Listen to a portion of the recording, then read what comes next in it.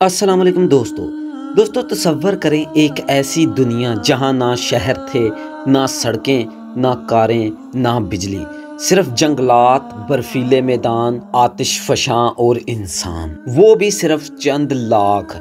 ये है हमारी ज़मीन 10,000 साल पहले।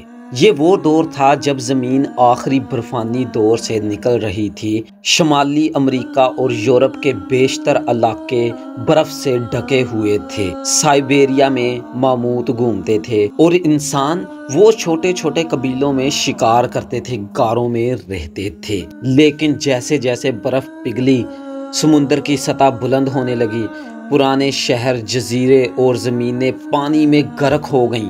कहा जाता है कि शायद यही वो वक्त था जब अटलांटिस जैसी कहानियां जन्म लीं। फिर इंसान ने ज़मीन को बदलना शुरू किया, खेती बाड़ी की, पहला शहर बसाया, कैटल होयोक, जो आज के तुर्की में है। रफ्ता रफ्ता ज़मीन कुदरती निज़ाम से इंसानी निज़ाम की तरफ मुड़ गई और आज ज़मीन पर 8 अरब से ज़्यादा इंसान बसते हैं। और कहाँ 1 लाख बसते थे और आज ज़मीन पर 8 अरब इंसान बस रहे हैं। जहाँ कभी जंगलात थे आज कंक्रीट हैं, जहाँ दरिया थे आज डैम हैं, जहाँ खामोशी थी आज शोर है। लेकिन इस तरक्की की कीमत भी चुकानी पड़ेगी।